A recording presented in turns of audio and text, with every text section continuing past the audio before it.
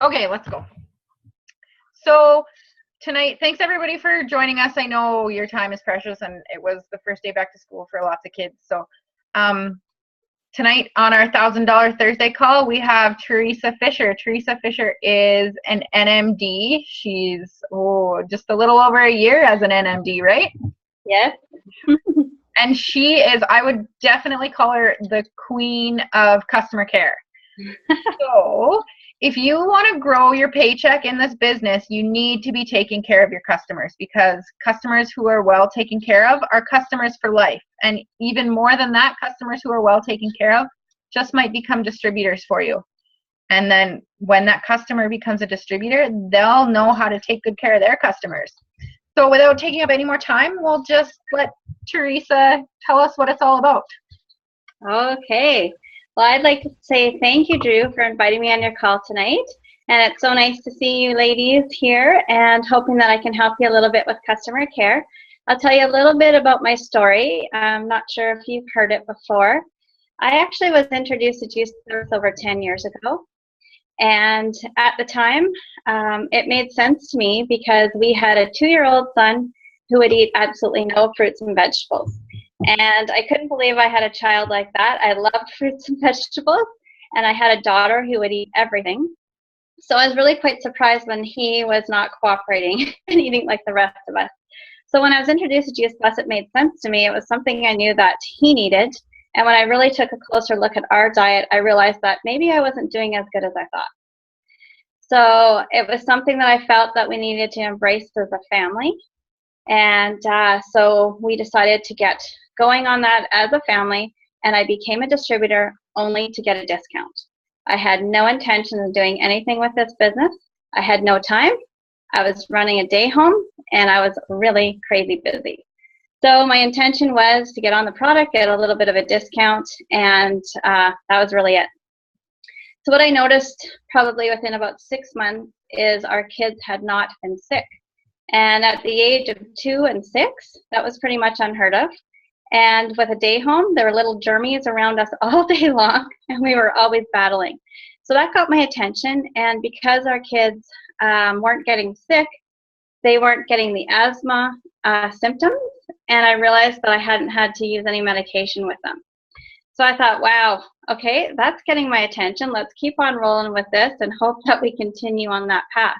And we did. In fact, we never had to use their medications again, because we honestly, their immune systems are strong. So, if they got a little bit of a sniffle, I doubled them up, and we seemed to be able to avoid it, or at least cut the sickness way down. Like, I'm talking a couple of days. So that was huge. Myself, I noticed better energy. I just felt better. I didn't have any health challenges, so I just felt like excellent. And I wanted to continue on that path. And I was in my early 30s, and I started to learn about prevention and wanted to keep it that way. The biggest part of our story was with my husband. At the age of 32, he was diagnosed with congenital heart disease. And he was given about 5 years before he'd need nothing about nutrition. So at the time he was diagnosed, I really wasn't looking for any ways that we could improve his situation. I didn't know if there was any. So about a year and a half after being on Juice Plus, we went to his cardiologist, and she asked him what he'd changed and what he'd done. And so I really didn't know what to say at that time, because the only thing we had changed was added Juice Plus. So I had told her, we've added a whole food supplement. That's really all we've done. And she said, well, you know what, Chris, your aorta has not enlarged for the first time. So I was like, whoa. I honestly felt maybe it was a bit of a coincidence, but, let's go with it. Continue with the Juice Plus. We actually doubled him up after that. And that's what I love about Juice Plus, is because it's just food. It's safe to do that. So we doubled him up, and another year went by, and we went back to the cardiologist, and she said, okay. She said, seriously, Chris, what have you done? And I just said to her, honestly, we're just still continuing with the whole food supplement. We're trying to do a little bit better with our diet, but that would be the most consistent thing that he did. And so at that point, his aorta had actually reduced in size. So that really got my attention, and that really got me paying more attention to our diet as well, because I thought, I didn't really think there was anything we could do to change his situation. So we're actually at year 14, and he has not had open heart surgery. So to me, I would have never dreamed that whole food nutrition can make such an impact. So, you know, then I started to fall in love with the whole education of nutrition. So that got me paying more attention to my this business. I fell in love with the community and the education that it provided, and I just started to build my business. So I'm here tonight to talk about customer care. It's an area that I love and an area that I like to really coach people on. So I'm hoping that I'll be able to share some tips with you guys. If you're in Camrose in January, I did a talk on customer care, and I'm pretty much going to follow that because I think it covers off the most important things. So first of all, I would just like to start with asking you guys, think about the last time that you received excellent customer service. You might have to actually stop and really think about that. And when you did receive excellent customer service, how did it make you feel? And how often do you receive that kind of care? You know, and I honestly have to stop and really kind of think about it. Because so often people are in a rush everywhere you go. They're really not taking a lot of time. And something that has always stuck with me, I really like to support other home-based businesses. So if I have friends and whatnot that do, you know, their own businesses, I try to support them in whatever way I can. I needed a set of pots and pans, and I decided I would support a friend of mine and buy them. And they were a very significant purchase. And what I was so shocked about, and she wasn't a close friend of mine, but I bought the pots and pans, and this is somebody that I saw every day on the way to and from school. And I kept kind of expecting her to ask me what I thought of them. And she never asked me, not once. She didn't even thank me for the purchase. And I thought, wow, I said, you know, this is a significant purchase. She never asked me, and I wasn't thrilled with them. I actually wasn't really in love with my pots and pans, and I was kind of disappointed she never asked. But, you know, I always thought about that, and I always thought, you know, I never want somebody to not feel like I'm grateful for them supporting, you know, their health or their, you know, or me and my business. So that has always stuck with me, the pots and pans. So I don't know, I can't see any of you, but I'd like to ask if anyone likes doing customer care. Anyone like it? And you can be real, you know, and I guess why I would ask is, what is the reason? Think about the reasons that you don't like doing customer care. Is it because you're scared? Are you afraid that when you pick up that phone, they're going to say, I don't like my Juice Plus and I want to send it back. I'm stopping. I feel awful. And, you know, maybe they're going through the detox. You know, so think about maybe why you don't like doing customer care. I actually feel that in our business, we can really shine in this area because people need coaching through something new, especially a lifestyle change. And I just really feel that I'm super heart-centered. I really want to make sure my people are taking, I'll see a little message here from Drew. You're worried that you're thinking everybody's going to be, that you're bugging them. You know what though? Oh my gosh, when you pick up that phone and just, you know, ask if it's a good time to call and they say, you know, it's not, just set up another time. But most times they're like, you're calling me to see how I'm doing? Oh my gosh, thank you for that, you know? So I just feel that it allows me to reach out to my customers. And what I do when I'm doing customer care, make sure you're in a really good mood. If you need to have a glass of wine, or you need to have your favorite cup of tea, or you need to get in your jammies, or I can't be in my jammies. I'm really cranky when I'm in my jammies. So I have to make sure I've showered, taken a little bit of me time, and I have to make sure that I'm in a really good mood and feeling good before I do it. I can't be sitting amongst chaos. I can't be hungry. Gosh, I cannot be hungry.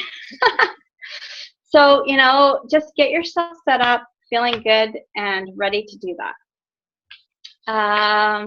Is there anybody scared? Like, is it just because you're scared to do customer care? You're not alone. My team's scared too. They always tell me I'm too scared. And I'm like, you know what? and this is what Drew said, she remembers me saying in cameras, I am honestly too scared not to do it. I am terrified that somebody is thinking like I did about the pots and pans. Like, oh my gosh, I just ordered all this product and I don't know how I'm doing and I don't know if I'm taking it right or this or that.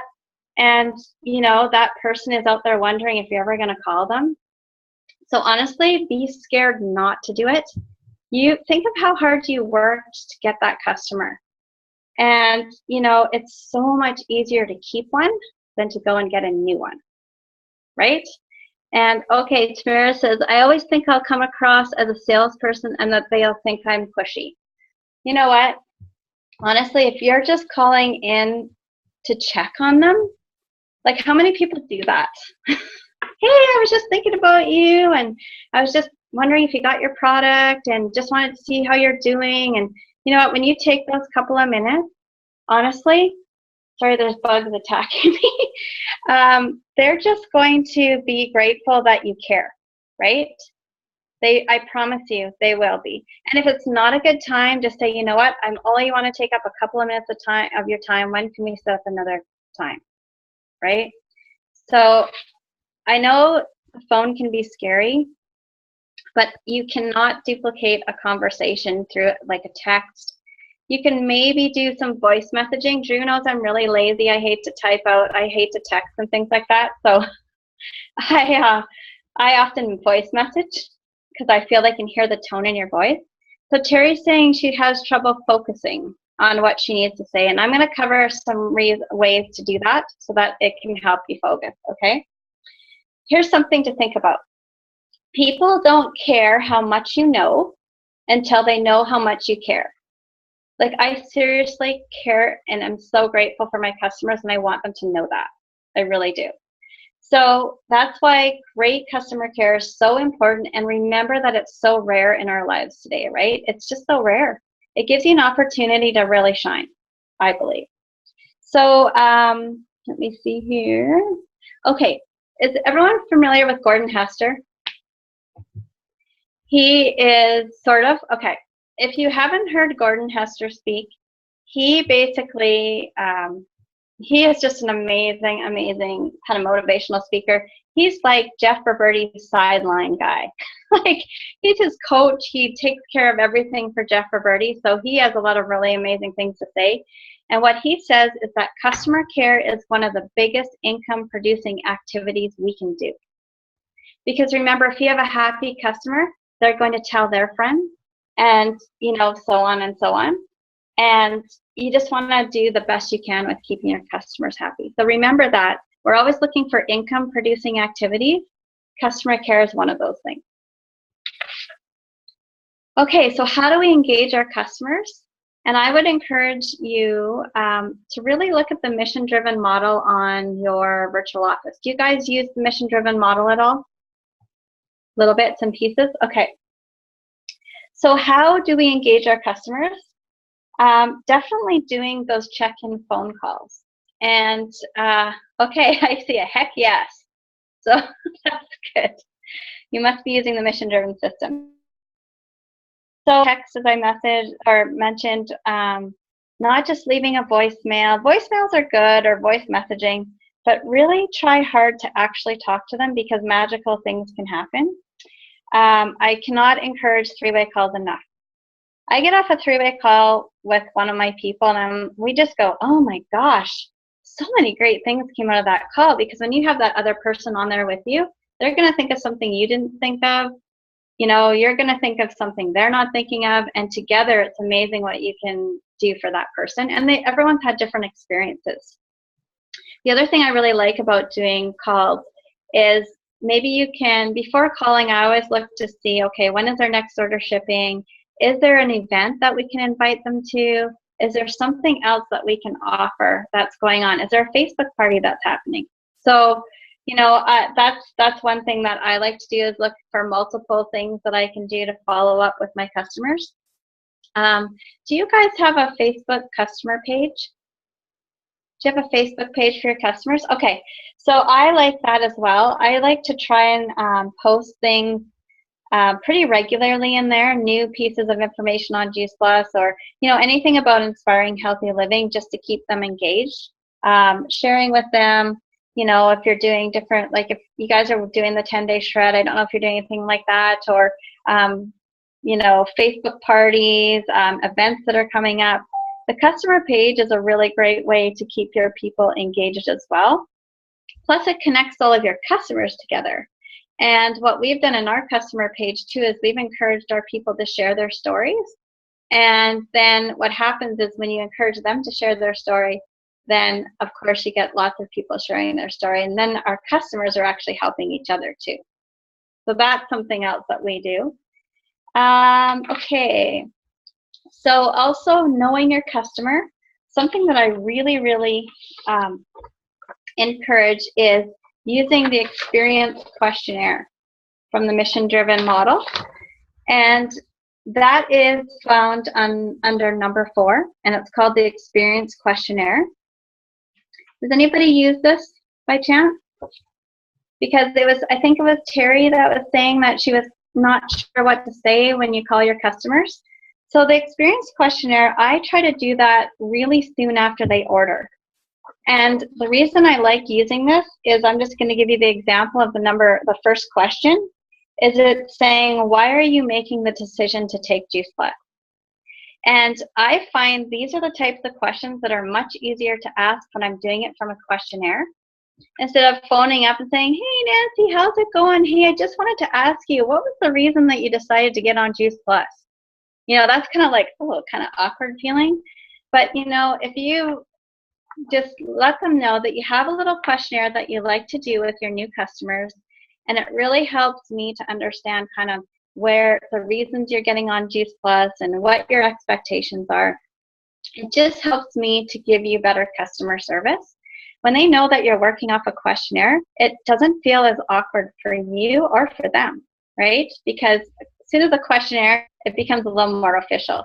So like number 2 is, what are your expectations from taking Juice Plus, right? So those I feel are like 2 critical questions to find out right in the very beginning of when a person is starting on Juice Plus. Because once you have that written down and you keep that handy, if there's any kind of like they're waffling about, whether staying on or whatnot, you can always go back to the reasons that they were making the decision to get onto Juice Plus and what their expectations were. And I think when it comes to expectations, it's really important for people to understand that not everybody feels big things, right? Not everybody feels changes that, they have these expectations. And I think it's important to let them know that we may not feel those right in the very beginning. And I've had people that don't feel really anything. So they have to understand what are some of the other reasons that we're taking Juice Plus. So that gives you an opportunity to help educate them. So that's something that I feel is really useful, is the experience questionnaire. Okay.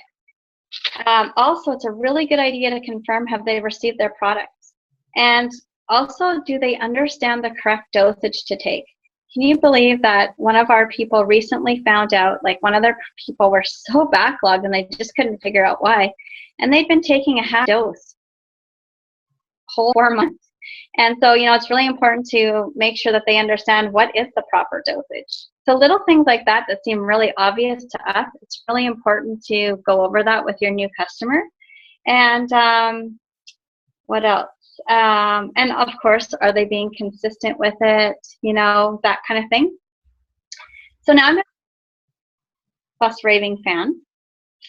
This is when I suggest that you start using the experience survey, which is the other one found on the mission-driven model, and it's under number 6. Have you guys ever used the survey? The survey, I find, gives you some really good questions to use, and you can do this like within about 30 days of them starting, because I find that it helps, again, for you to really understand your customer. And like the first question is, and they're talking about doing the survey maybe after they've been on Juice Plus for a while, but I almost like to use it as a baseline. So the first question is, they're asking if you eat a lot of fruits and vegetables, right? Or are you eating more? Well, in the beginning, you could ask something as simple as, are you a fruit and vegetable eater? And how much do you eat in a day, kind of thing? So you can start asking these questions in the beginning. How about exercise? Are you doing a lot of exercise? Is this something that you would like to increase it? You know, that kind of thing. How about sugar consumption? Are you one that eats a lot of sugar and that kind of thing? So, you know, there's all these questions that you can kind of say, I like to ask these questions in the beginning so that we can go back to this experience survey in another, like 4 months, and then revisit it in another 4 months, that kind of thing. I really like to take it, especially after a year, go back to that original survey, and I can almost guarantee you that things have changed. And when you start asking them about their sleep and their hair growth, and oh, of course, there goes my phone. Hang on one sec. Of course, I've got multiple phones in here. Sorry. Oh, okay. So, but you know what I find is that when people go through those questions, those surveys, that's when they really start to realize, oh my gosh, I have better hair growth. My nails are growing stronger. And then they start to realize that maybe Juice Plus is doing more for them than they realize. How am I doing for time, Drew? I think you're okay. I think you've got like 10 minutes left. Okay. Okay, good. This shouldn't take me too long. But by using those surveys, Terry, I know you were saying you don't always know what to say and to keep focused. I find that those surveys keep me on track. And it's not like you have to ask every single question. Maybe pick a few that really you feel are the most important to ask. And it just, you know, when you're working from that survey, you don't have to feel so awkward. Okay, now I want to talk about second shipments or shipments that are going out. This is my biggest thing in my team. There should never, ever, ever be a surprise shipment. I never want my people to get Juice Plus without a heads up. In fact, that just terrifies me. I almost wake up in the middle of the night going, is my team contacting their customers? And it's just because I want my customers to always feel like they're in control of their next shipment. And I understand that, you know, we want people to have their Juice Plus every 4 months. And especially when they're part of the Children's Health Study, it's automatic. They've committed to that study that it's going to come. But I think that it's really important to make sure they know their next box is coming. And I think it's really important that they've given you that go-ahead, you know, or that at least you've touched base and say, are you on track? Because I have had customers that have Juice Plus warehouses in their closets. And I always want to let them know, I don't want you to be stockpiling product because it's not doing you any good. It's costing you money, and I want to make sure you're on track. So it's so, so critical to connect with your customers. If you can't, I honestly delay it. If you have a customer that's consistent and you just know they're on track, then that's a little bit different. But I really think it's important that they feel that they're in control, because they're more likely, I find that people that feel they're in control, they stick with, they're my longest term customers. They really are. So I can't stress that enough. Use your virtual office for alerts. Try and go in, just look ahead to see what alerts you have going out. I think that's really important. If you have a new distributor that's starting on the product at the same time as becoming a distributor, I think it's really important to remember that essentially they are a new customer as well, and to try and treat them like you would a new customer. And it's tricky when you can't see their alerts on your own virtual office. So remember, if they're a new person, this stuff is all new to them as well as the product. So I think it's really important to create a great experience for your new distributors as if they're customers. So that's something to think about too. What else do I say here? Auto ship can be scary for some people, right? Well, that's why I like them to feel like they're in control of it. They don't necessarily need to know it's auto ship. I mean, essentially it is, but as long as you make sure that you let them know, I'm going to check in with you before it ships, then they feel so much more comfortable that way. And I've had people that said flat out no to Juice Plus I don't want auto ship. To once I told them how the process would work and that I'd be checking with them, they became a customer and they've been happy with that since. And probably my most long-term customers. So just remember that. Customer follow-up, like what happens if there aren't any changes with that person? Like how do you deal with that, right? They're like, oh, well, I'm not feeling anything, so, I don't want to stick with it. That's when it's really helpful to go back if you've done that experience questionnaire and say, well, here was the reason that you wanted to get started on Juice Plus, right? You wanted to add better nutrition to your diet. We know that that's happening. I know that you are wanting to have these, this experience, but remember that every person is different, and remind them that prevention cannot be felt, right? We can't feel prevention. It takes time for bodies to heal and repair, and to always refer to the research. Okay, well, here's what our research studies show. And so we know that this is happening inside your bodies, but we can't necessarily feel it. And you may not save everybody, right? And, as long as you've done the best possible care that you can with them, that's all you really can do. And don't be afraid to do three-way calls. I can't stress that enough. If anyone's terrified, call me. I'll go on a three-way call with you. I promise you I would. And I would show you that it's not scary. I feel so strongly on that. So get them to a Prevention Plus, get them to an event. I find that's what really solidifies everything for my people. They come away going, oh my gosh, I'm doubling up tomorrow, and I need the shakes, and I need to do this, and I'm going to, make all these changes. So getting them to an event is so, so important. I really believe that too. Make sure that they've embraced the Juice Plus habit, right? Like, are they only taking it kind of randomly? Like, it's like brushing your teeth, right? We're not going to just do that kind of here and there. To me, my Juice Plus is important as brushing my teeth. It's just something that's going to happen. It has to happen every day. I use the 7-day pill holders for my whole family. Sunday night, we fill it up for everybody.